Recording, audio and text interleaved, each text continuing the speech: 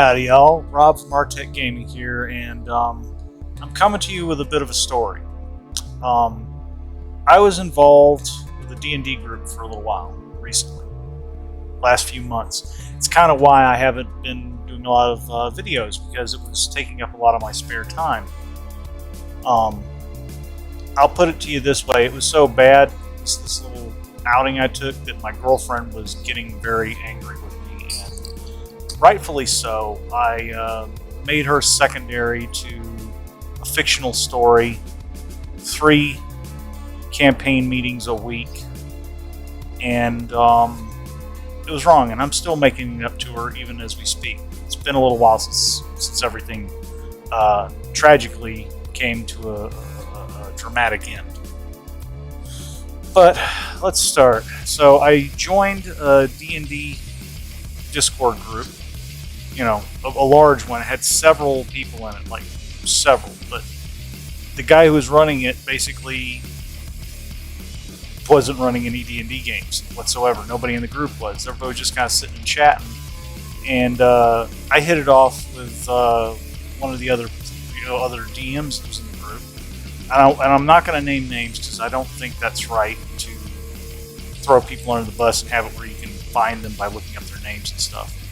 So I'm just going to tell the tale. I joined this other group and leave that group behind, and we hit it off smashing. We did really good right out of the gate. Only a couple little minor issues here and there, you know, because every D&D group, you know, people are going to disagree, and DM's going to have to sort stuff out, and that's just how it goes. DMs always sort out the problems at the table. They're the mediator. They're the referee. They're the game master. So he was running a cyberpunk D&D kind of hybrid. It used the rules of D&D kind of flavored towards more cyberpunk. And it was a lot of fun. It was interesting. And I played about 4 characters across 3.5 campaigns. One was a text-based campaign, so it's really 4 campaigns, but the text-based one could run as much as they want. Anyways, those came later. Let's get back to the initial tale and how it got to where it got. So I join in. I'm playing a cleric that has been artificer styled because, you know, in this setting, gods and such don't really have much matter, so it was kind of like playing a cleric without a god, except for he's using tech in place of magic. Sorry, I had a drink. And it was very interesting. It was a very fun campaign. We had to solve crimes and things like that, and go on little adventures. I joined a second group with a guest character that I had so much fun playing that I wanted to play it more, and that's how I got into campaign number 2. This is where we started having some friction, though, because some things we didn't agree on. I remember having a very huge disagreement. It was the first time that this DM blew up at me. The end result was I was temporarily kicked out of the group. I was more concerned about losing a friend at that time than I was, because we'd gotten fairly close, and you know, he was a pretty cool dude, and he, you know, me and him, I didn't want to lose a friend over a game, so I was just like, look, dude, I don't care what happens. I'm sorry that we came to loggerheads. Can I just keep my friend, and I don't have to come back if you don't want me? But he invited me back to the group. We patched things up. We got back on track. Then he started a 3rd campaign on Thursdays, because we were doing this every Sunday at this point. Another disagreement flare-up came, but this time there was nobody getting kicked out. We just kind of, we kind of figured our way through it, and everything was good. For me, this was also technically strike 2. Sorry, I heard a noise. This is also technically strike 2, so at that point I'm a little weary, and we get a new player in the group, and The new player is a pretty good addition. He has a lot of great ideas. A little bit of a flake, but life happens. And I mean, I won't lie and say I didn't get upset too. I was pretty angry that the guy kept not showing up here and there. But again, it was something that you breathe and you just accept and move on, right? So, anyways, this new player, he shows up every now and then. We play little games with him. He starts. His character takes on a guest role and comes in and out of the campaign fairly easily, until we started wrapping more and more around the character because he was starting to show up more frequently. And I was, I liked the guy. I thought he was cool. Well, we end up in this one scenario where our characters did like this big to do, and they had a huge reward, but had to have it split evenly amongst the party. So, DM, he's playing a character. The character playing is kind of shifty and wants to shave pennies off the dollar, but he overcomplicates the math process and doesn't realize there was a very simple way to do it. Me and the new player try to help him through the math. And dude just all of a sudden exploded. Boom. Fireworks. I take that back about that first thing. This was actually strike two. The first thing wasn't as bad. I mean, second, third. Yeah, so actually technically got 4 strikes when I think about it. So, anyways, this incident, he blows up at us. The new player almost leaves, but we end up talking him through it and slowly pull it back in. And the DM does something I didn't expect because, I was seeing the pattern. I was seeing patterns that told me that he might be a bit of a narcissist, which is the worst kind of DM. But he actually did the big man move and stepped up and apologized to all of us for his actions and his words. I mean, literally, when he blew up, he's screaming into his phone because he's doing this game over his phone. He's screaming into his phone, "Why can't you do what I tell you to? Fuck you!" And we just kind of... I dialed out. And it took some doing to get me to come back in, but I came back in.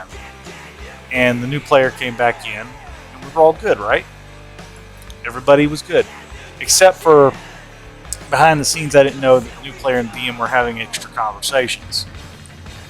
And the DM, behind all of our backs, apparently was trying to make it all about the new player and trying to pin the blame on him.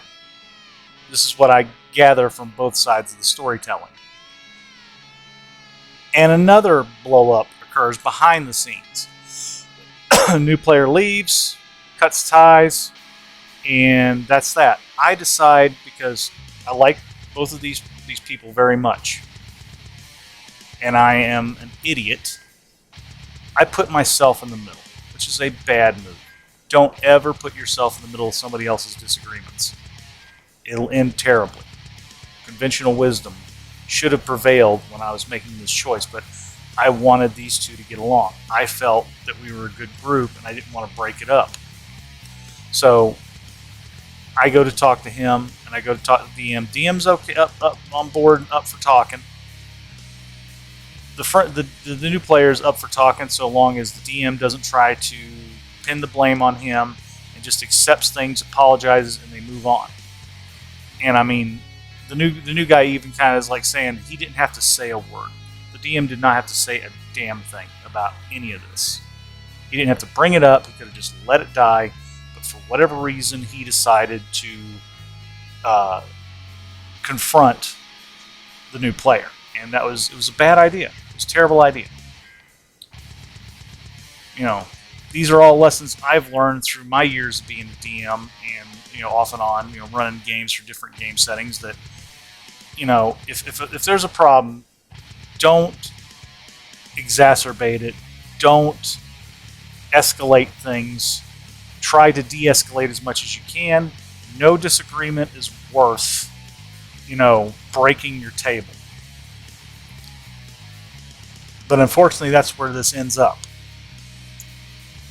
So, as I said, I'm trying to negotiate and work things out. We decide the DMs called off all but one of the games, and they were going to have it. And they still had the game, but without me, and I'll tell you why.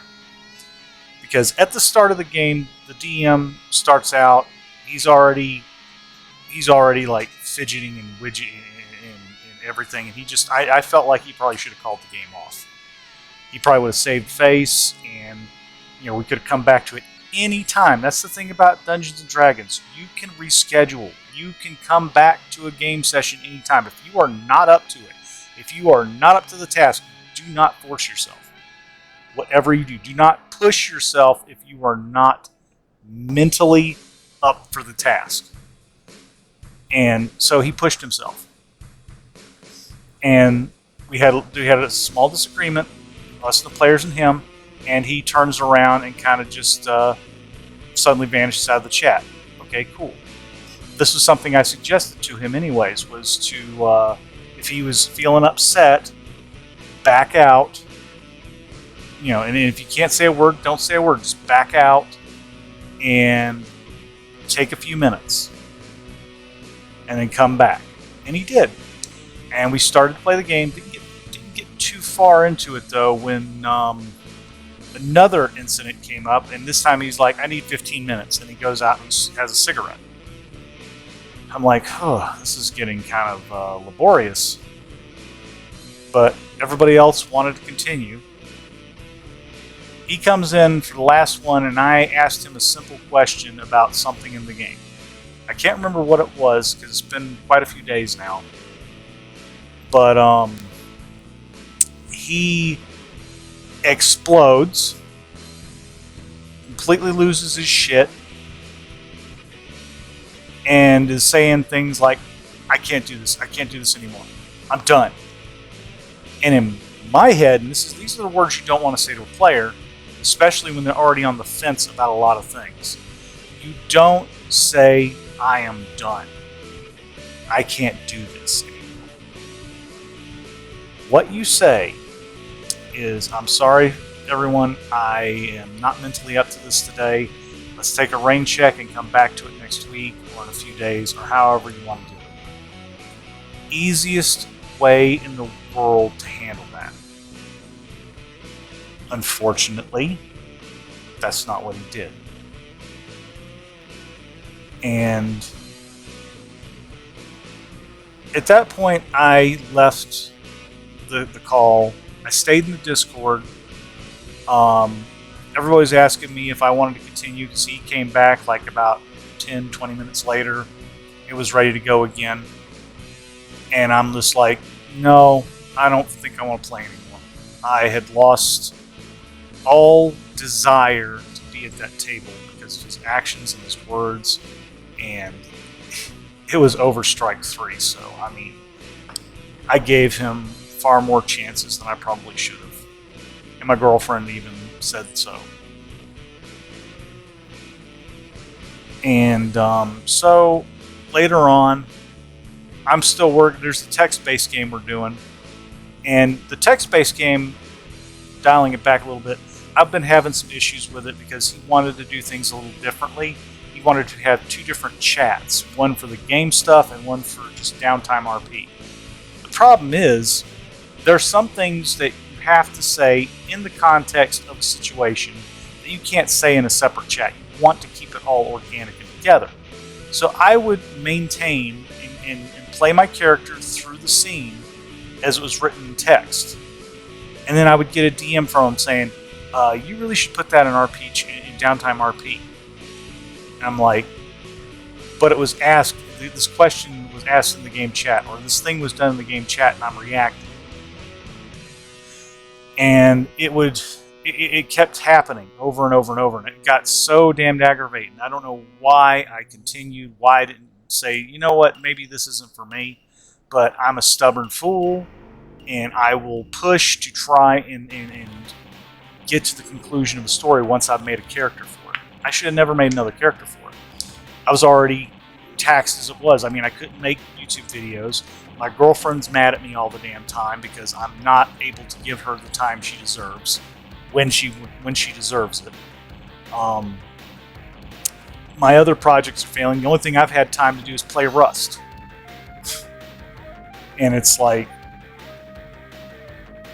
and the only reason I am doing this video is because it bothers me so damn much that all this time was wasted. That I could have better used doing other things.